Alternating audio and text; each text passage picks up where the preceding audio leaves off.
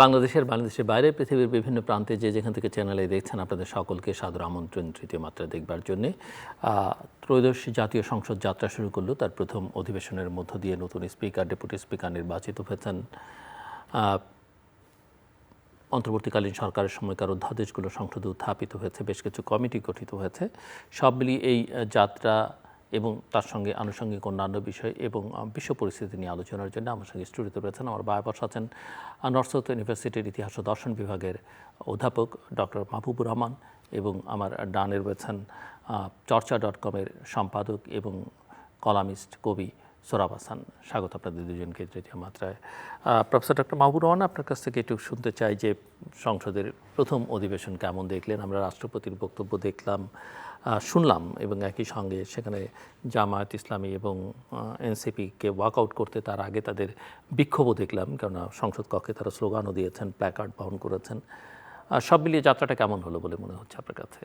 আমরা সংসদ নেতার বক্তব্য শুনেছি, বিরোধী দলীয় নেতার বক্তব্য শুনেছি। ধন্যবাদ জনাব জিল্লুর, এবং একই সাথে তৃতীয় মাত্রার অসংখ্য দর্শক শ্রোতা সবাইকে শুভেচ্ছা, এবং আমার সহ-আলোচক সোহরাব ভাই। আজকে এটা একটা একদিক থেকে আনন্দ ঘন মুহূর্ত। ত্রয়োদশ জাতীয় সংসদ নির্বাচন অনুষ্ঠানের পর সংসদ তার অধিবেশন শুরু করেছে, এবং আপনি যথার্থ বলেছেন যে যা যা হলো, এবং ব্যতিক্রমধর্মী যা যা হচ্ছে তা কিন্তু ধারণার বাইরের নয়। এটা এইভাবেই হবে, মানে এটা নতুন কিছু যে সিমটম আমি তাও মনে করি না, বরং এটা বেশ ইতিবাচকভাবেই আমি দেখব যে শুরুটা যথেষ্ট সুন্দরভাবেই হয়েছে। হ্যাঁ, এটা এই অধিবেশনে যেটা একটা মানে আমি বলবো যে এইভাবে আমি কথাটা বলবো যে এখন দেশ চালাচ্ছে, সরকার চালাচ্ছে আমাদের বন্ধুরাই। আমরা তাদের কল্যাণ কামনা করি, সাফল্য কামনা করি, দেশবাসীও আমি মনে করি কামনা করে। কিন্তু কয়েকটা বিষয় শুরুতেই হয়তো অ্যাভয়েড করা যেত, কেন করা হয়নি আমি জানি না। যেটা নিয়ে অর্থাৎ যে ঐকমত্যের ভিত্তিতেই তো আমরা দেখলাম জুলাই সনদ হয়েছে, তারপর সে গণভোটে পাশও হয়েছে। রাষ্ট্রপতির বিষয়ে যে একটা আপত্তি ছিল, এটা কিন্তু যারা বিরোধী দলে আছেন তারা গোপন রাখেননি, তারা ক্লিয়ারলি জানিয়েছেন। সরকারি দলের দিক থেকেও মনে হয়েছে তারা তাদের সিদ্ধান্তে অটল, ওনাকে দিয়েই তারা অনুষ্ঠান মানে রাষ্ট্রপতির ভাষণ দেওয়াবেন এবং করবেন। তো সেখানটায় খুব মজার বিষয় হচ্ছে যে রাষ্ট্রপতি শাহাবুদ্দিন চুপ্পু নিজেই বললেন যে গণ অভ্যুত্থানের মাধ্যমে ফ্যাসিবাদী শাসনের অবসান ঘটেছে। তো এখন এটা যেমন ইতিবাচক, শুনতে ভালোই লাগছে, কিন্তু আবার প্রশ্ন দাঁড়ায় যে উনি তো বিভিন্ন সময় বিভিন্ন বক্তব্য দিয়েছেন। অতীতের কথা বাদই দিলাম, 5ই আগস্টের মানে অভ্যুত্থানের পরে তিনি হঠাৎ করে একদিন বললেন যে শেখ হাসিনা যে রিজাইন করেছেন প্রত্যেকপত্র তার কাছে নাই এবং তিনি খোঁজ নিয়ে জেনেছেন। অথচ অন রেকর্ড তিনি বলেছিলেন জাতির সামনে যে প্রধানমন্ত্রী পদত্যাগ করেছেন, তিনি সেটা গ্রহণ করেছেন। তো পরে যখন চাপ হলো তখন চুপসে গেলেন। তো এটা খুব পজিটিভ ছিল না। তো তারপরে জয় বাংলা করতেন, এরপরে বাংলার জিন্দাবাদও আসলো। তো এখন ওনার অবস্থাটা এমন দাঁড়িয়েছে যা ওনার স্ক্রিপ্টে থাকছে, উনি তাই বলছেন। তো সেটা নিয়ে একটা প্রশ্ন দাঁড়াবে। প্রশ্নটা বড় যেটা হচ্ছে যে হ্যাঁ, সরকার দল থেকে একটা সুন্দর যুক্তিও দেওয়া হয়েছে যে রাষ্ট্রপতি কোনো ব্যক্তি না, এটা একটা প্রতিষ্ঠান। তা বিরোধী দলের বক্তব্যটা বোধগম্য এবং এটা বিবেচনায় নেওয়ার মতো যে কেন শেখ হাসিনা প্রধানমন্ত্রী হিসেবে তিনি নিজেও তো প্রতিষ্ঠান ছিলেন। তো ওটা যদি অবৈধ হয় এবং ওটা প্রত্যাখ্যাত হলে রাষ্ট্রপতিকে রাখার যৌক্তিকতাটা কোথায় ছিল, মানে which way we are in. তো এই কনফিউশনটা কিন্তু ন্যায়সঙ্গতভাবে উঠেছে এবং এটা কিভাবে রিজলভ হবে আমি জানি না। তো এখানে একটা প্রশ্ন তো অনেকে কেউ কেউ তুলছেন যে যারা এখন বলছেন তাদের তো কেউ কেউ যেমন ধরেন যে বিরোধী দলীয় চিফ হুইপ নাহিদ ইসলাম বা যিনি আজকে রাজপথে ছিলেন রাষ্ট্রপতির বক্তব্য যেন কেউ না শোনেন বা ওই অধিবেশনে না থাকেন সেই দাবি জানিয়ে বা এটি বয়কট করবার সেই আসিফ মাহমুদ সজীব ভুঁইয়া তারা তো এই রাষ্ট্রপতির অধীনেই শপথ নিয়েছিলেন উপদেষ্টা হিসেবে সরকারের, সেই প্রশ্ন কেউ কেউ তুলছেন। এটা অত্যন্ত ভ্যালিড, অত্যন্ত ভ্যালিড। এই সংবিধান মেনে এই রাষ্ট্রপতির অধীনেই তারা শপথ নিয়েছিলেন। কারণ আমাদের সংবিধান যতক্ষণ আছে ততক্ষণ তো এই রাষ্ট্রপতিকে অস্বীকার করবার 5ই অগাস্টের পরে এটা এমন একটা সময় এটা হয় যে অনেকটা অপ্রস্তুত ছিল যে আমরা, অর্থাৎ শেখ হাসিনা যে সেই সময় পালিয়ে যাবেন এটা প্রত্যাশা করলেও, অর্থাৎ তিনি চলে যাবেন এটা প্রত্যাশা করা হলো, কেউ ভাবতে পারেনি যে ওই সময় ওইভাবে হবে। ফলে অনেকটা অপ্রস্তুত অবস্থায় শুরু করতে হয়েছে। কিন্তু পরবর্তী পর্যায়ে সুযোগ ছিল যখন সেই যে ছাত্রদের কথা আপনি উল্লেখ করলেন তারাই কিন্তু দাবি করেছিল এবং অন্যান্য জামাত সহ আরও দলও কিন্তু বলেছিল যে না, ওনাকে সরিয়ে দেওয়া দরকার। অর্থাৎ আপনি বিপ্লবকে ব্যাহত না করে বিপ্লবকে তার গন্তব্যে পৌঁছার ক্ষেত্রে কোনো বাধা হতো না। তখন কিন্তু মানে সবাই একমত হন নাই বলেই তো রয়ে গেছে। তো কাজে এটা আমি বলছি কারণে যে বিষয়টা কন্টেনশাস ইস্যুর দিকে না নিয়ে এমিকেবলি সুন্দর যাত্রা করার সুযোগ ছিল, সেইটা করলে ভালো হতো। তারপরে আসবে, আমরা দেখব এই প্রথম অধিবেশনেই যেসব প্রতিশ্রুতি দিয়ে এই যে জুলাই গণভোট হয়ে এলো, এই গণভোটের বাস্তবায়নটা কিভাবে হয়। এখন একটা কনফিউশন ছিল, আবার দেখলাম সরকারি দল থেকেও এই বক্তব্য আসছে তারা অক্ষরে অক্ষরে পালন করবেন। এখন তারা কিভাবে অক্ষরে অক্ষরে পালন করবেন এটা দেখার বিষয়। যে তারা অবশ্য বলছেন যে তারা তাদের কমিটমেন্ট যেগুলো সেগুলো তারা অক্ষরে অক্ষরে পালন করবেন, তাদের অনাপত্তি জি অনাপত্তি সহ। মিস্টার হাসান, আপনি কেমন দেখলেন প্রথম অধিবেশন? নতুন স্পিকার, নতুন ডেপুটি স্পিকার, একজন নতুন মন্ত্রীকেও আমরা দেখলাম কালকে রাষ্ট্রপতির ওখানে শপথ নিলেন এবং সংসদে দুপক্ষের আচরণ, দুপক্ষের বক্তব্য। অধ্যাপক মাহবুবুর রহমানকে শুভেচ্ছা। বিষয় হচ্ছে আমাদের দেশে যেটা স্বাভাবিক সেটা অস্বাভাবিক হয়, আর যেটা অস্বাভাবিক সেটা স্বাভাবিক হয়। জাতীয় সংসদের অধিবেশন, নির্বাচন, জাতীয় সংসদের অধিবেশন, একটা সরকারের মেয়াদ শেষ হবে, এটা স্বাভাবিক প্রক্রিয়া। নির্বাচনের পর নতুন একটা সংসদ অধিবেশন বসবে, কিন্তু আমরা সবটাই স্বাভাবিকভাবে নিতে পারি না বা নেই না, এবং সেখানে কোনো না কোনো একটা অস্বাভাবিকতা দেখি। আজকে জাতীয় সংসদে এই প্রথমেই কিন্তু বিরোধী দল ওয়াকআউট করেনি। এর আগে জাতীয় সংসদগুলোতে কিন্তু আমরা এরই ধারাবাহিকতা দেখেছি, এই একই অভিজ্ঞতা। কোথাও কোথাও তো সংসদের প্রথম অধিবেশনে বিরোধী দল আসেই নাই, এখানে তো এসেছে। একটা হচ্ছে যে হ্যাঁ, মাহবুব যেটা বলছেন যে বিরোধটা আছে বা জুলাই সনদ বাস্তবায়ন নিয়ে দৃষ্টিভঙ্গিগত পার্থক্য বা মাত্রাগত পার্থক্য বা কে কতটা পারবে, এটি বিশেষ করে সরকারি দল উভয় দলের মধ্যে আলাপ আলোচনা করে এই অধিবেশন বসার আগে একটা সমঝোতায় ঐকমত্যে পৌঁছতে পারতেন। বিশেষ করে বলবো যে ডেপুটি স্পিকার, এখন যদি এটা হয়ে থাকে যে এই রাষ্ট্রপতির অধীনে শপথ নেবেন না বলে বিরোধী দল নেয়নি, তাহলে বিরোধী দল কিন্তু তার প্রতিশ্রুতি ভঙ্গ করলো। অর্থাৎ তারা একটা এটা তাদের যে অধিকার, এটা পাওনা প্রাপ্য যে বিরোধী দল থেকে ডেপুটি স্পিকার নেওয়া হবে।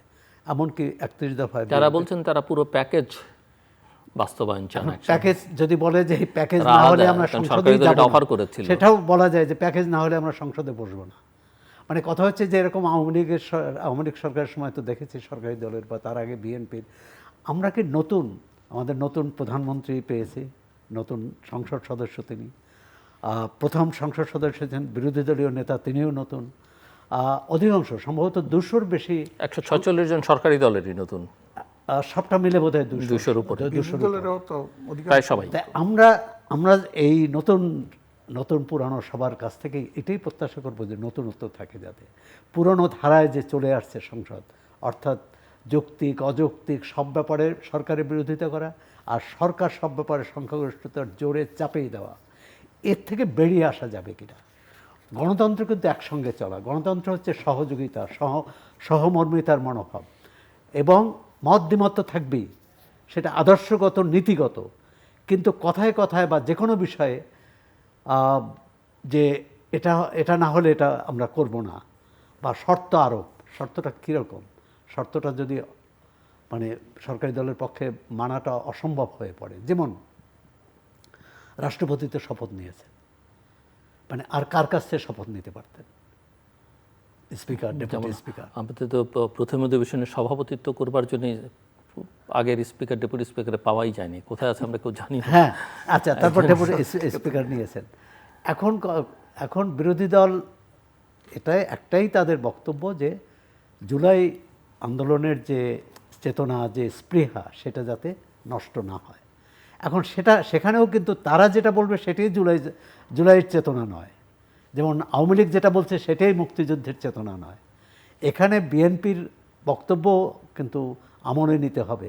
আমরা তো সংবিধান লঙ্ঘন করে এই সরকার গঠন করিনি, অন্তর্বর্তী সরকার, সংবিধান মেনে করা হয়েছে। তাহলে সংবিধানের যে রাষ্ট্রপতিকে মেনেই করা হয়েছে। তখন যদি কেন্দ্রীয় শহীদ মিনারে যে শপথ নিতেন, কেউ আপত্তি করতে পারতেন না বা কেউ শুনতেন না। কথা হচ্ছে যে আমরা কতটা মানি, কতটা মানিয়ে না, এই যে দ্বিধাদ্বন্দ্ব বা এই স্বৈরাচারের সাথে আপোষ হয়ে যায় কিনা। নির্বাচনের দিন তো স্বৈরাচারে ভোট নিতে কেউ কারো আপত্তি দেখি না, সব দল ঝাঁপিয়ে পড়েছে যে কে কার বেশি ভোট নিতে পারে, কারণ তারা ছিল না।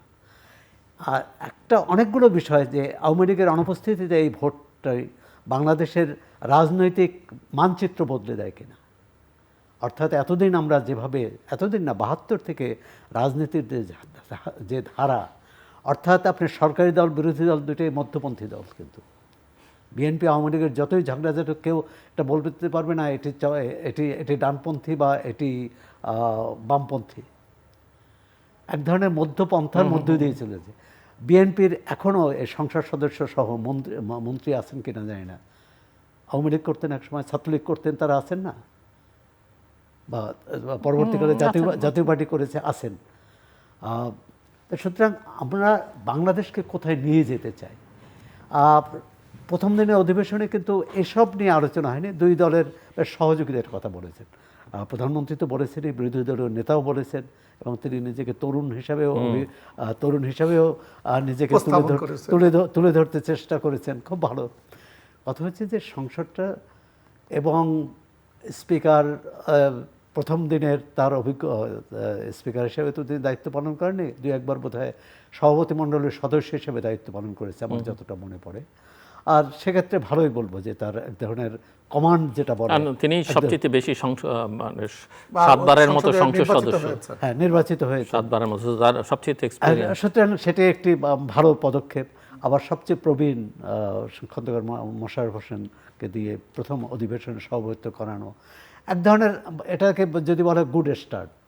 কিন্তু এখন সেটা ভালো থাকবে কিনা। আমরা যদি সংসদের সঙ্গে সরকারের এই নতুন যাত্রাকে মিলিয়ে দেখি, যে প্রধানমন্ত্রী তো কতগুলো উদাহরণ তৈরি করবার চেষ্টা করছেন। এটা খুবই সত্যি, আমাদের মতো দেশে 9টা 5টা অফিস, সচিবালয়ে গিয়ে অফিস করছেন, ট্রাফিক রুল মেনে চলছেন, এক্সট্রা কোনো প্রোটোকল নিচ্ছেন না, শনিবারে অফিস করছেন, পায়ে ধরে সালাম নিচ্ছেন না, সবার সঙ্গে সাধারণ চেয়ারে বসছেন না।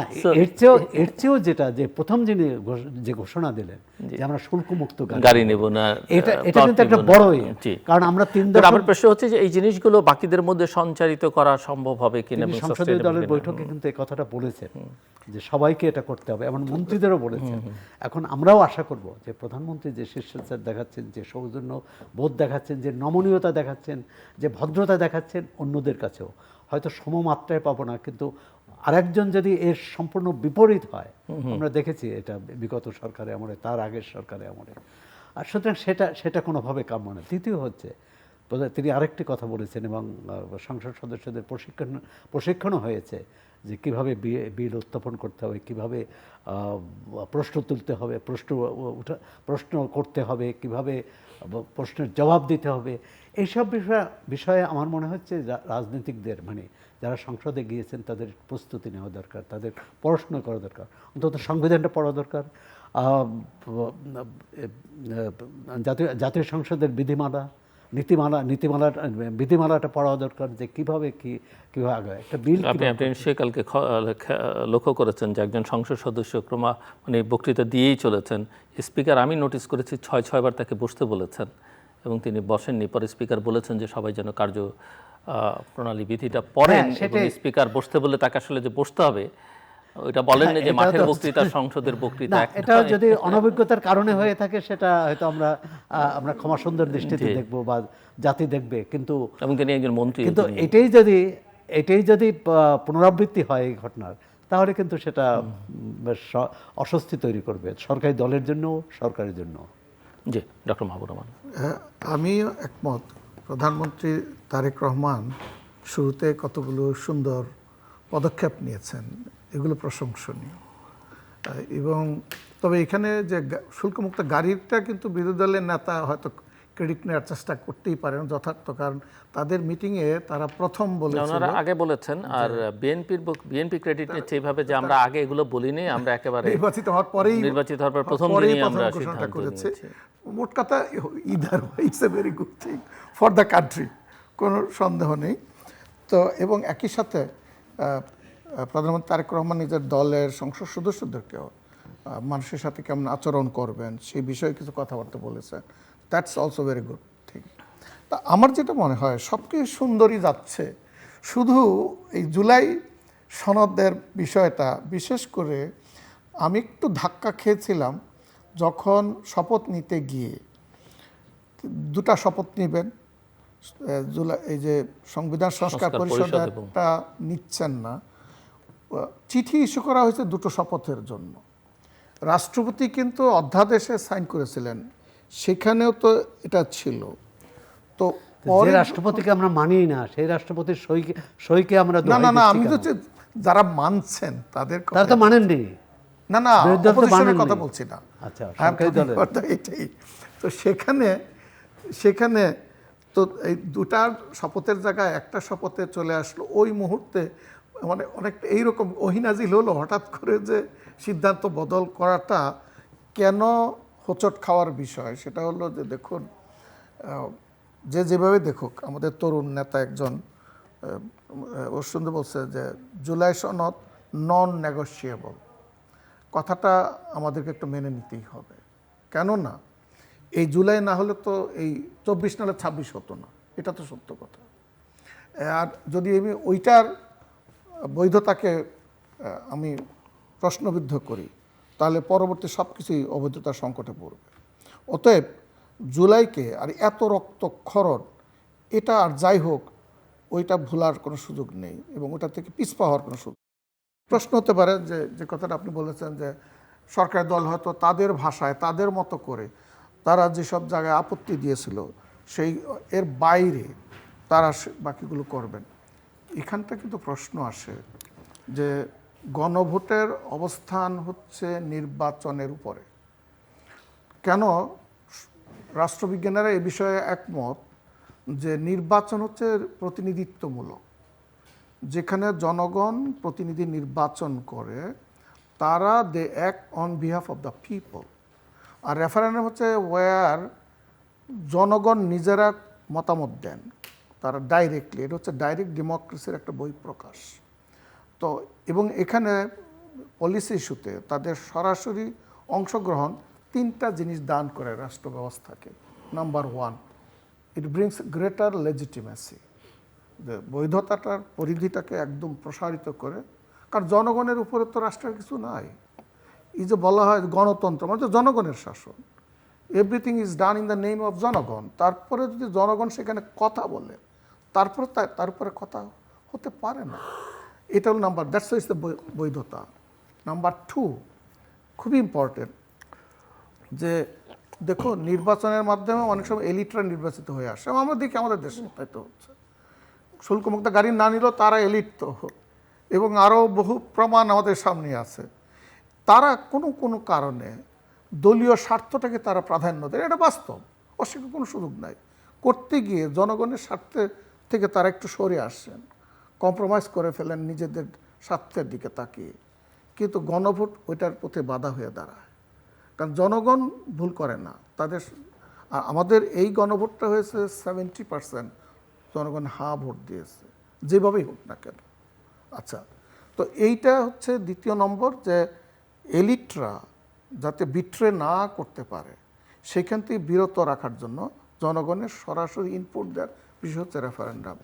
তৃতীয়, তাহলে আমরা প্রতিটি নির্বাচনের আগে একটি গণভোট নেব না, যখন একটা ক্রান্তিকালে পৌঁছে কনস্টিটিউশনে যে ফান্ডামেন্টাল চেঞ্জ আনা হয়, হাসিনার সংবিধানেও এটা ছিল যে যদি মৌলিক সংস্কার বা অ্যামেন্ডমেন্ট আনা হয়, ফান্ডামেন্টাল অ্যামেন্ডমেন্ট আনা হয়, তাহলে পার্লামেন্ট 2/3 মেজরিটিতে করা হলো, it is not the final, এটাকে জনগণের কাছে দিতে হবে, গণভোটে দিতে হবে। তার মানেটা হচ্ছে গণভোটের অবস্থান সংসদের উপরে, এটা ক্লিয়ার।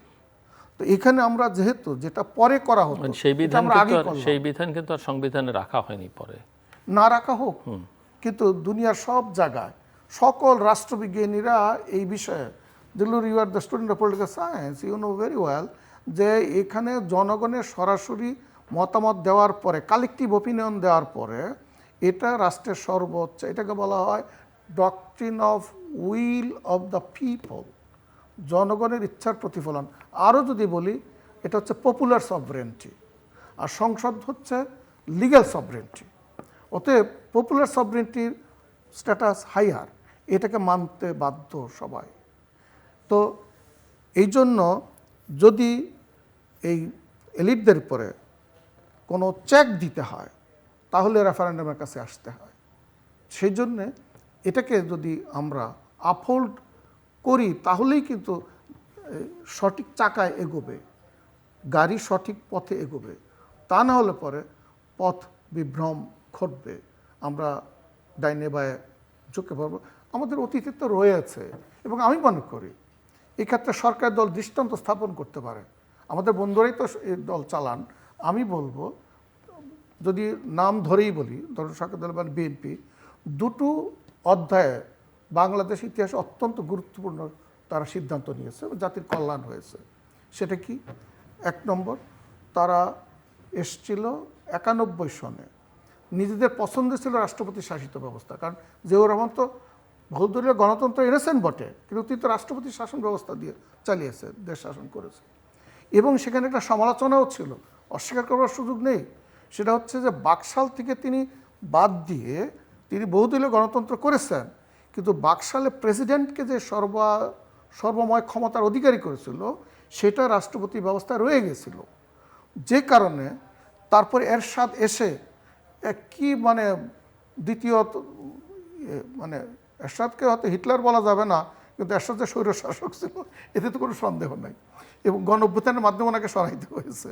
আচ্ছা, তো সেখানে এরশাদকে হটানোর পরে খুব মজার বিষয়, বিএনপি কিন্তু তাদের পছন্দের রাষ্ট্রপতি থেকে, খালেদা জিয়ার এটা ঐতিহাসিক সিদ্ধান্ত দিল। ওই দিন আমি সংসদে ছিলাম, মানে অবজারভারের জায়গায়, এই 91 সনে দ্বাদশ সংশোধনী যেদিন পাশ হয়, তো এই যে তারা সম্মত হলো, দ্যাটস এ ল্যান্ডমার্ক ডিসিশন। তৃতীয় যেটা, তারা বিরোধিতা করেছিল বটে তত্ত্বাবধায়ক সরকার ব্যবস্থা চালুর, কিন্তু শেষ পর্যন্ত যেভাবে হোক তারা মেনে নিয়েছিলেন, ওইটাও কিন্তু আমাদের গণতন্ত্রের জন্য ভালো হয়েছে। কাজেই এখন যদি এই জুলাই সনদের এটাকেও তারা এই সংবিধান সংস্কারে, তাদের 2/3 মেজরিটি আছে, they can go simple and very plain way, and then they can talk to the opposition parties. এবং এখানেও কিন্তু আলাপ আলোচনার মাধ্যমে গণতন্ত্র জনগণের শাসন, কিন্তু আলাপ আলোচনারও শাসন।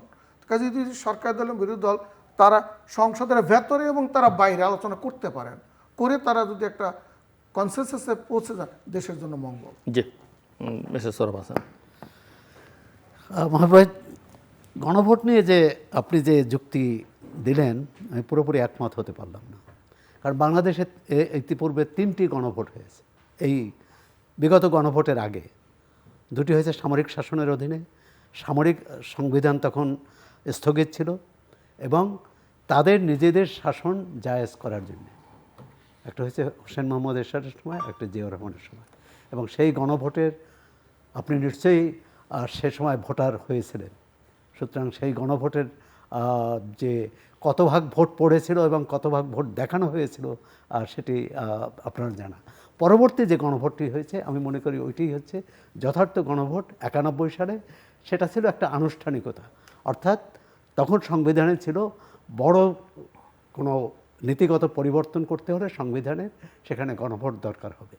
এটা যদি আজকেও বলেন যে নীতিগত পরিবর্তনের জন্য জাতীয় সংসদ যদি কোনো সিদ্ধান্ত নেয় সংখ্যাগরিষ্ঠতার জোরে, তারপর সেটা গণভোটে আসা উচিত। যেমন আজকে যদি এই জাতীয় সংসদ সিদ্ধান্ত নিল যে আমরা সংসদীয় পদ্ধতি চাই না, আমরা আবার রাষ্ট্রপতি পদ্ধতি চাইতে পারে, তাহলে গণভোট নিতে হবে। আর এই গণভোটটা হয়েছে প্রথমত হচ্ছে যে অনেক সংবিধান বিশেষজ্ঞ বলছে এই গণভোট প্রথমত হচ্ছে সংবিধানে নেই। আচ্ছা, সংবিধানে নেই তারপরও করেছেন, কিন্তু এই গণভোটের সংসদের উপর কর্তৃত্ব করতে পারে না। দ্বিতীয় হচ্ছে আপনি বলেছেন 70% গণভোট দিয়েছে। আমাদের সংসদীয় যে প্রতিনিধি নির্বাচনের ক্ষেত্রে যে পদ্ধতি, গণভোটে সেই পদ্ধতি যদি ব্যবহার করেন তাহলে কিন্তু সে ঠিক হবে না। সেখানে এক ভোট যিনি বেশি পান তিনি নির্বাচিত হন, এক ভোট যিনি কম পান তিনি নির্বাচিত হন না। আর এখানে যদি ওই অর্থে বলেন যে বাংলাদেশে যদি 12 কোটি ভোটার ছিল, 12 কোটি ভোটারের কতজনের পক্ষে ছিল? নিশ্চয়ই 6 কোটি ছিল না। 60% ভোটার উপস্থিত ছিল, তার 40% পক্ষে ছিল না, তার 70%, তাই তো? 60% উপস্থিত ছিল, তার 70%, তার মানে 40 এবং 30, 70% কিন্তু বিপক্ষে ছিল, মানে অনুপস্থিত ছিল। অল ডিউ রেসপেক্ট, সোহরাব ভাই, এইভাবে দেখলে এই যে কৃত্রিম সংখ্যা যেভাবে বলছেন, আপনি তো সংখ্যা দিয়ে বলছেন, আপনি তো সংখ্যা দিয়ে আপনি তো সংখ্যার কথাই বলছেন। আপনি যেহেতু সংখ্যা দেখে এটা তো বলার কোনো সুযোগ নাই, কারণ হচ্ছে যারা ভোট দিতে আসে নাই, হ্যাঁ, আপনি তাদেরটা কিভাবে কাউন্ট করবেন? আপনি কেন তাদের 24 নির্বাচনে কি বলবেন? আচ্ছা, 24 নির্বাচনের ক্ষেত্রে কি বলবেন? হাইপোথেটিক্যালি বলছি না, 24 নির্বাচনের ক্ষেত্রে বলেন, যারা ভোট দিতে আসেনি। শেখ হাসিনা তো একই যুক্তি দিয়েছেন, শেখ হাসিনা একই যুক্তি দিয়েছেন যে যারা ভোট দিয়ে, হ্যাঁ তাই দিয়েছেন। তখন নিজেরই আমি দামি তুমি যে নির্বাচন হচ্ছে, এই গণভোটটা নিয়ে তো স্বৈরাচারের কথা বাদ দিলাম, এই গণভোট নিয়ে তো বিএনপির আপত্তি ছিল। যেহেতু কোনো সমাধানে আসছে না, বিএনপি আপোষ সভা হিসাবে একই দিনে গণভোট এবং নির্বাচনে রাজি হয়েছে।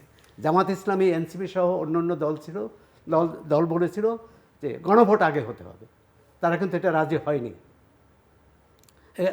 এটি দেখার বিষয়। এবং এখন আরো মনে হচ্ছে না যদি আগে করা হতো, গণভোট আগে করে তারপরে যদি নির্বাচন করা হতো, এই এখন যে জটিলতাটা দেখা যাচ্ছে অন্তত এটা অ্যাভয়েড করা যেত না। জটিলতা আমার মনে হয় লেটস সে আমরা ওয়েট করি আসলে কি করে রাজনৈতিক দলগুলো যারা সংসদে আছেন। আমরা একটু বৈশ্বিক পরিস্থিতির দিকে তাকাই, মানুষের উদ্বেগ উৎকণ্ঠা মধ্যপ্রাচ্যের যুদ্ধ নিয়ে এবং তার এফেক্টস আসলে আমাদের উপরে পড়ছে এবং নিকট ভবিষ্যতে আরও পড়বে বলে অনেকেই মনে করেন। সো আমি একটু আপনার কাছে কি শুনতে চাই প্রফেসর মাহবুবুর রহমান, আপনি পরিস্থিতিটাকে দেখছেন, যুদ্ধ কি আসলে থামবে কি না, এর সর্বশেষ অবস্থাটা কি এবং এর প্রভাব? আমরা খুব বেদনাদায়ক অধ্যায় ইতিহাসের পার হচ্ছি, যে পৃথিবীতে এই রকম ম্যাডনেস এবং গায়ের জোরে এই রকম হত্যাযজ্ঞ একমাত্র যেই প্রথম বিশ্বযুদ্ধ, দ্বিতীয় বিশ্বযুদ্ধ, তার সাথে তুলনা করলে হয়তো বা বলা হবে যে অত মৃত্যু হয়নি, কিন্তু যেভাবে এটা এই যুদ্ধটা শুরু করা হয়েছে, এবং আমরা কি দেখলাম, যুক্তরাষ্ট্রের রাষ্ট্রপতি পিস বোর্ড গঠন করেছেন, শান্তির বোর্ড। তিনি শান্তি পুরস্কারের জন্য বহু পাকিস্তানরা লিউর করছেন, ইয়াদেরকে লিউর করছেন, কি তো খেলাধুলা। তো এরপরে তিনি হঠাৎ করে যুদ্ধ চাপিয়ে দিলেন। যুক্তরাষ্ট্রের লোকজন বলছে যে এই যুদ্ধ তো ইসরায়েলের জন্য, অর্থাৎ নেতানিয়াহু ডোনাল্ড ট্রাম্পকে যুদ্ধে নিয়ে গেলেন। প্রশ্ন হলো যে ডোনাল্ড ট্রাম্প কেন গেলেন? আমেরিকার নাম্বার 1 মিসক্যালকুলেশন। অ্যারোগ্যান্স থাকলে যেটা হয়, মিসক্যালকুলেশনটা সহজে চলে আসে। ভেবেছিল খুব সহজেই মানে শেষ করে দিয়ে মিশন অ্যাকমপ্লিশ করবেন, কিন্তু ঢিল দেওয়ার আগ পর্যন্ত, মৌচাকে ঢিল দেওয়ার আগ পর্যন্ত টের পান নাই যে যেইভাবে এসে আবার পাল্টা আক্রমণ করবে, কামড় দেবে।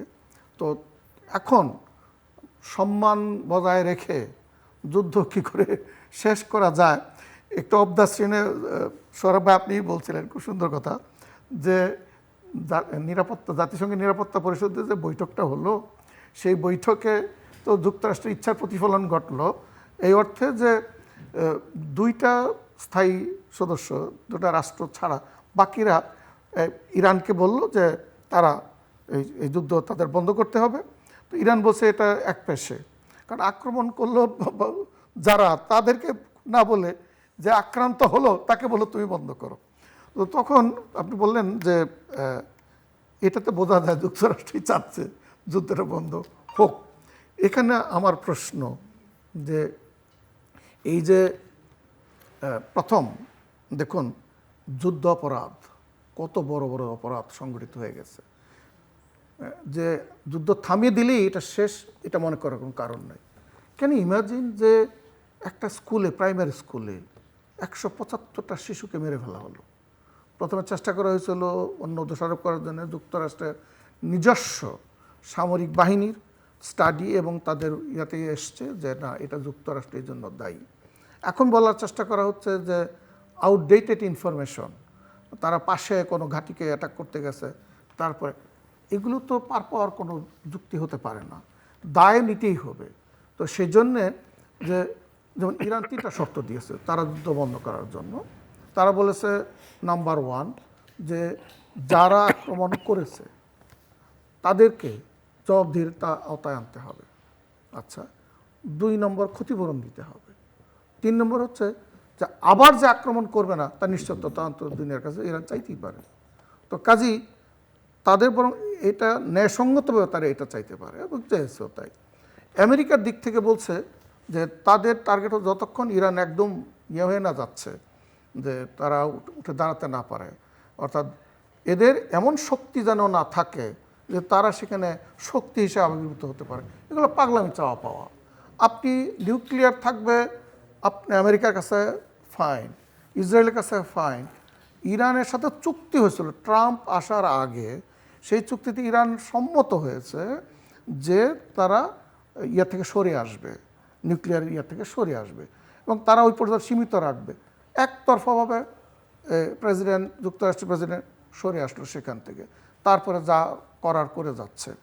তো ফলে হচ্ছে কি, এফেক্ট হচ্ছে সারা দুনিয়া। আজকে যে তেলের বাজারে যে হাহাকার সৃষ্টি হয়েছে, এবং ব্যারেল প্রতি তেলের দাম $100 পৌঁছে গেছে এই জাস্ট একদিনে। তো 100-র উপরে, 100-র উপরে এখন 200 কাছে হয়ে যাবে ভবিষ্যতে। তো এবং আপনি দেখুন ক্ষয়ক্ষতির পরিমাণটা বিশ্বব্যাপী। তা সেই জন্যে এখন যেটা পরিষ্কার বোঝা যাচ্ছে যে যুক্তরাষ্ট্রের ভেতরেই জনমত কিন্তু ফুঁসে উঠতেছে, এবং অনেকে বলে যে এটা অবশ্য হয়তো কেমন ইয়ে করবে, অ্যাবস্টেইন ফাইলে কিন্তু এই যাদের নামটাম আছে, যাদের সংশ্লিষ্টতা আছে, এইটারও কোনো ভূমিকা আছে কিনা, যে এই মানে মোসাদের পক্ষ থেকে তো বলা হয়েছে যে আপনি দেখুন এই কাজ না করেন তাহলে আমরা কিন্তু আপনাকে এক্সপোর্ট করে দেবো, will be in trouble. Very sad. Mister Sourav Hasan. না, জাতিসংঘ নিরাপত্তা পরিষদ যে সুপারিশ করেছে বা যে প্রস্তাব নিয়েছে তার সাথে আমরা দ্বিমত করতে পারি, কিন্তু যুদ্ধটা আমাদের জন্যে, বাংলাদেশ বা এইসব জ্বালানি মানে মধ্যপ্রাচ্যের জ্বালানি নির্ভর দেশগুলোর জন্যে যুদ্ধটা বন্ধ হওয়া অতি দ্রুত প্রয়োজন। দ্বিতীয় হচ্ছে যে যুদ্ধের ক্ষয়ক্ষতি, এটা নিয়ে আলোচনা। এখন মার্কিন যুক্তরাষ্ট্রকে চাপ দিতে হবে যে অবিলম্বে যাতে আলোচনায় বসে। তারপর 3 দফার কত দফা মানে পূরণ করবে না করবে, বা সেটা তৃতীয় পক্ষ, আমার মনে হয় যে শুধু দ্বিপক্ষীয় না, এর মধ্যে অন্যান্য চীন যুক্ত হতে পারে, রাশিয়া যুক্ত হতে পারে, বা যুক্তরাষ্ট্র যদি তার কোনো মিত্র দেশ হতে পারে। অবিলম্বে আলোচনা করে যুদ্ধটা বন্ধ হওয়া উচিত। এ কারণে কে অন্যায় করেছে এটা সবাই জানে। যুক্তরাষ্ট্র এই যুদ্ধটা চাপিয়ে দিয়েছে, এবং তার মিত্র ইসরায়েলকে রক্ষার জন্যে। ইসরায়েল ভবিষ্যতে যাতে তার নিরাপত্তাহীন না হয়, ভবিষ্যতে যাতে আক্রান্ত না হয় ইরানের কাছ থেকে। কারণ মধ্যপ্রাচ্যের অন্য সব দেশ হচ্ছে যুক্তরাষ্ট্রের মিত্র, ইসরায়েলেরও মিত্র, একমাত্র ইরান হচ্ছে তাদের ব্যতিক্রম। প্রতিপক্ষ, ব্যতিক্রম। এখন এই যুদ্ধে আরেকটি প্রমাণিত হলো মধ্যপ্রাচ্যের যে তথাকথিত ইসলামী উম্মার যে সদস্য, তারা কেউ উম্মার সদস্যদের প্রতি সহানুভূতি দেখায়নি, তারা আক্রমণকারী রেটরিক যুক্তরাষ্ট্রের প্রতি সহানুভূতি দেখিয়েছে বা তাদের সংহতি দেখিয়েছে, তাদেরকে ক্ষেত্র তৈরি করেছে। কেননা মধ্যপ্রাচ্যের দেশগুলোতে আমেরিকান ঘাঁটি কেন দরকার? ইসরায়েলকে রক্ষার জন্যে। তো ইসরায়েলকে তো কেউ অস্বীকার করেনি যে ইসরায়েল রাষ্ট্র হিসাবে তার স্বীকৃতি দিক বা না দিক, সেটাই সবাই মেনে নিয়েছে। এমনকি মধ্যপ্রাচ্যের বেশিরভাগ দেশ স্বীকৃতিও দিয়েছে। কিন্তু ইসরায়েল যদি চায় যে ইসরায়েলই থাকবে, অন্য কেউ থাকবে না। এতদিন ছিল যে ফিলিস্তিন দখল করেছে, এখন তো ফিলিস্তিনের বাইরে সিরিয়া, লেবানন এগুলো দখল করতে চাচ্ছে। আর যদি ইরান না থাকে তাহলে তো আর ইসরায়েল একচ্ছত্র অধিপতি হবে। তো এটি আমরা তো কী বলে শান্তির খোঁজে অশান্তির মধ্যে বেঁচে আছি, সেটা দেশীয় পরিসরে, আঞ্চলিক পরিসরে এবং বৈশ্বিক পরিসরে। এর উপায় কি? শুভবুদ্ধির উদয় হোক। এই যুদ্ধ যারা বাঁধিয়েছে, যুদ্ধ যারা চাপিয়ে দিয়েছে, কারণ আজকেই দেখেন আসার পথে আপনিও দেখেছেন, আমিও দেখলাম তেলের জন্য যে লাইন, এবং এরপর যে তেল সত্যি সত্যি আসা বন্ধ হয়, তখন কি পরিস্থিতি হবে? তেল তো শুধু জীবন জীবিকা না, শুধু গাড়ি চলা না, তেলের সাথে আমাদের কৃষি সম্পর্কিত, আমাদের অর্থনীতি সম্পর্কিত। সবজি রপ্তানি করতো বাংলাদেশ, সবজি রপ্তানি বন্ধ হয়ে গেছে, কারণ বিমান যাচ্ছে না। তাহলে এই সবজি দেখেন, এর মধ্যে হলো এর ব্যবসায়ী, এর মধ্যে কৃষক, মানে কত কত মানুষ জড়িত, কত পরিবার। মধ্যপ্রাচ্যে আমাদের 60 লাখ, কমপক্ষে 60 লাখ কর্মী আছে। তাদের নিরাপত্তা, তাদের জীবিকা, ফেরত আসা, ধরলাম যে যাদের আসার কথা তারা 15 দিন পর আসলো, 1 মাস পর আসলো, বা যাদের যাওয়ার কথা তারাও, এবং যাদের যাওয়ার কথা তারা যদি নির্ধারিত সময় না যেতে পারে, বা কতদিন তাদের ছুটি দেবে, বা কতদিন তারা এই বাড়তি সুবিধা নাও পেতে পারে, তারা চাকরিচ্যুত হতে পারে, আর যেতেও না হতে পারে। তো এই সব মিলে আমার মনে হচ্ছে এখানে রাশিয়ার যেভাবে, প্রথম তো রাশিয়া এটাকে খুব গুরুত্ব দেয়নি, যে এটা আমেরিকার যুদ্ধ, আমার কি, আমার তো ইউক্রেন আছে। চীন সবসময় ব্যবসাকেই অগ্রাধিকার দেয়, তবুও এই দুই বৃহৎ শক্তি এ ব্যাপারে ইরানের পাশেই দাঁড়িয়েছে, অন্তত মৌখিক হলেও। সেটি কিন্তু তাকে শক্তি জুগিয়েছে ইরানকে। যে কারণে যেমন বাংলাদেশ আজকে যুক্তরাষ্ট্রের কাছে আহ্বান জানিয়েছে বা আবেদন জানিয়েছে যে আমরা যাতে রাশিয়া থেকে জ্বালানি নিতে পারি, আমাদের উপর যে নিষেধাজ্ঞা আছে সেটা যাতে না আরোপ করা হয়। মানে একটা ভয়াবহ পরিস্থিতির মধ্যে আমরা জানি না যে আমাদের নির্বাচিত সংসদ সদস্যরা, নির্বাচিত সরকার এসব অনুধাবন করছেন কিনা। যে আমরা শেষের দিকে জাস্ট 2 মিনিট করে রবীন্দ্রনাথের বিখ্যাত কথা আছে, দিকে দিকে নাগিনীরা ফেলিছে বিষাক্ত নিঃশ্বাস, শান্তির ললিত বাণী শোনাইবে ব্যর্থ পরিহাস। একদম তাই। আপনি শান্তি কিভাবে আসবে?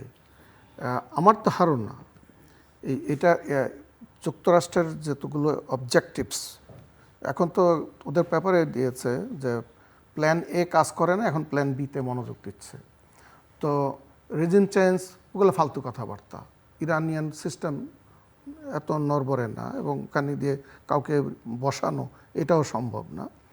তো পরে তাদেরকে কাবু করে ফেলা অসম্ভব হয়নি। আসলে যুক্তরাষ্ট্রের মনে হয় যে চায়না হচ্ছে তার অন্যতম টার্গেট। এই যে মধ্যপ্রাচ্যে যে তেল চায়নাতে যায়, সেখানে বাধা ধরে, এবং যুক্তরাষ্ট্রের সর্ব অবস্থান অর্থাৎ অপ্রতিদ্বন্দ্বী হিসেবে রাখা, ইটস এ মিসক্যালকুলেশন। প্রকারান্তরে যুক্তরাষ্ট্র নিজের শক্তি ক্ষয় করলো, তার লস সবচেয়ে বেশি। হয়তো মানুষ হত্যার দিক থেকে ইরানের বেশি হয়েছে, কিন্তু সম্পদের দিক থেকে যুক্তরাষ্ট্রের লসটা বেশি হচ্ছে।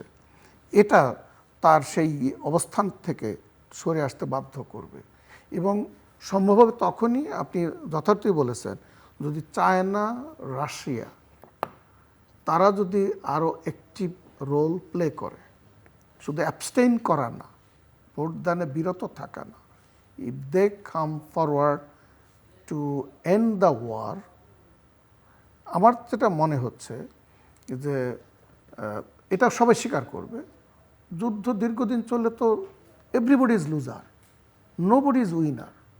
তো এখন এই লস থেকে তো ফিরাতে হলে উদ্যোক্তা, এই যারা অলরেডি বেলিজারেন্ট নয় তার বাইরে থেকে আসতে হবে, এবং সেটা এই পরাশক্তি ছাড়া অন্যদের পক্ষে হয়ে উঠবে না। অবশ্যই এমন কোনো রাষ্ট্র যদি আসতে পারতো যে যুক্তরাষ্ট্র যার স্বার্থ বিবেচনায় নেয়, এবং এখানে কিন্তু আমি দেখলাম সম্প্রতি সৌদি আরবকে থ্রেট করেছে বিল গ্রাম, এই যে সেনেটর গ্রাম, যে সৌদি আরব যদি ইরানের বিরুদ্ধে অবস্থান নিয়ে যুদ্ধে অংশগ্রহণ না করে, তাহলে খবর আছে তাদের। তার মানেটা হচ্ছে যে এই মধ্যপ্রাচ্যে যুক্তরাষ্ট্রের এলাইগুলো, সেগুলো এখন তাদের তারা আর নিরাপত্তা বোধ করছে না, যে বেসগুলো করতে দিয়েছিল তাদের নিরাপত্তা নিশ্চিত হবে বলে, এইগুলি হচ্ছে তাদের অনিরাপত্তার, অর্থাৎ নিরাপত্তাহীনতার বড় কারণ। তো ফলে আমার মনে হয় এইবারের যুদ্ধে কিন্তু মধ্যপ্রাচ্যের এই যে ব্যালেন্স অফ পাওয়ার, ক্ষমতা কাঠামো, শক্তির যে বিন্যাস, তাতে পরিবর্তন আসবে। Mister Sohrab Hasan, closing remarks. না, শক্তির বিন্যাসে পরিবর্তন আসবে কখন? যদি বিশ্বটা একটি ন্যায় নীতি, ন্যূনতম মূল্যবোধ, ন্যূনতম মানে অন্যকে গ্রহণ করার, অন্যের শক্তিকে স্বীকার করার, অন্য একটি স্বাধীন সার্বভৌম রাষ্ট্র হিসেবে স্বীকার করা। কিন্তু এখন একটি রাষ্ট্রের নির্বাচিত রাষ্ট্রপতিকে ধরে নিয়ে আসছে, এসে বিচার করছে, আর এক রাষ্ট্রের সর্বোচ্চ নেতাকে, তাকে হত্যা পরিবার সহ। মানে আপনি এটাকে কিভাবে বলবেন? এটা যুদ্ধ অপরাধ বললেও তো কম বলা হয়। মানে এটা মানবতা বিরোধী, মানে সভ্যতা বিরোধী অপরাধ। এখন এটি তো যুক্তরাষ্ট্র বহু বছর ধরে যুক্তরাষ্ট্রই মানবাধিকার গণতন্ত্রের সূতিকাগার হিসেবে নিজেকে দাবি করে। সেখানেই তো এই প্রতিবাদ ওঠা উচিত। ভিয়েতনাম যুদ্ধের সময় প্রতিবাদ উঠেছে, বাংলাদেশের যুদ্ধের সময় প্রতিবাদ উঠেছে, এমনকি মধ্যপ্রাচ্য প্যালেস্টাইন যুদ্ধের সময় উঠেছে, কিন্তু আজকে উঠছে না কেন? এটাও একটা জিজ্ঞাসা। উঠবে হয়তো ভয়ে, হয়তো মানে আর ডোনাল্ড ট্রাম্পকে মার্কিন নাগরিকরাও মনে করে উন্মাতান, মানে কোনো আজকে যা বলে কালকে সেটা উল্টে দিবে। প্রথম বলল যে এই যুদ্ধ চলবে অনন্তকাল ধরে, তারপরে বলল এই যুদ্ধ মানে আমরা চিন্তা ভাবনা করছি আমরা কি করব। তো সুতরাং এখন কি নিয়তির হাতে ছেড়ে দেওয়া, কিন্তু অথবা বিশ্বের জনমত তৈরি করা। আমার মনে হয়েছে যে, এবং মার্কিন যুক্তরাষ্ট্রের ভিতর থেকে সেই জনমতটা যদি আসে যুদ্ধের বিরুদ্ধে, আর সেটি হয়তো ডোনাল্ড ট্রাম্প যতই স্বৈরাচারী হোক, যতই দম্ভ দেখাক, তাকে জনমতের কাছে নতি স্বীকার করতে হবে। আর পরে সেখানকার কংগ্রেস, সিনেট, মানে ধন্যবাদ মিস্টার সোহরাব হাসান এবং প্রফেসর মাহবুবুর রহমান। দর্শক, শেষ বিষয় দিয়ে শুরু করি। আমরা সবাই শান্তি চাই, একটু যুদ্ধের অবসান হোক, সেটা আমাদের সকলের প্রত্যাশা এবং গোটা বিশ্বের জন্য সেটা কল্যাণকর হবে। এবং একই সঙ্গে বাংলাদেশের ত্রয়োদশ জাতীয় সংসদ যাত্রা শুরু করলো দীর্ঘদিন পর একটা জনপ্রতিনিধিত্বশীল সংসদ এবং সরকার। আমরা আশা করব এই সংসদ কার্যকর হোক এবং এখানে সরকারি দল এবং বিরোধী দল উভয়েরই দায় আছে সেই জায়গাটাতে এটা কার্যকর করবার ক্ষেত্রে, এবং সেই সঙ্গে সকল কার্যক্রমের কেন্দ্রবিন্দু হোক জাতীয় সংসদ। আমাদের সঙ্গে থাকবার জন্য অসংখ্য ধন্যবাদ। আপনাদের সবার জন্য শুভকামনা।